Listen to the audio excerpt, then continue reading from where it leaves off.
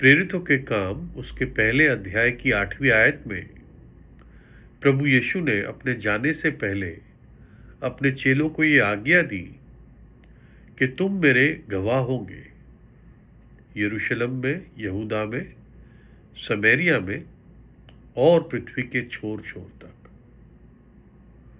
जो गवाह शब्द है हिंदी में, वो इंग्लिश में विटनेस है, लेकिन जब ये ओरिजिनल यूनानी में देखा जाता है तो ये शब्द है मार्तस, और इसी मार्तस शब्द से मार्टियर इंग्लिश शब्द आता है। और मार्टियर वो होता है जो शहीद होता है। और जो प्रभु यीशु के लिए जिन्होंने अपने प्राण खोए, उनकी गवाही के लिए, उनको मसीही इतिहास मार्टियर्स कहते हैं। यीशु के लिए, उसकी गवाही के लिए जो शहीद हो गए। तो अगर आप एक गवाह हैं तो आपको इस बात के लिए तैयार रहना है। और प्रभु यीशु ने अपने चेलों को यही कहा कि तुम मेरे नाम के कारण शहीद होंगे। और जो जो आप प्रेरितों के काम में देखें, जिन जिन प्रेरितों ने प्रभु यीशु के जी उठने के बारे में गवाही दी,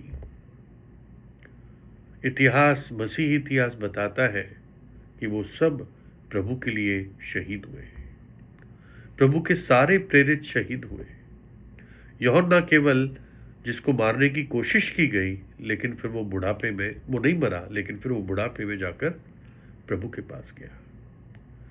आज अमेरिका में एक प्रभु का बहुत अच्छा सेवक, जिसका नाम चार्ली कर्क था, 31 वर्ष का था, पत्नी थी, 2 छोटे बच्चे थे, और वो एक बहुत प्रभु का खुलकर कॉलेज के कैंपस में जाकर गवाही देता था।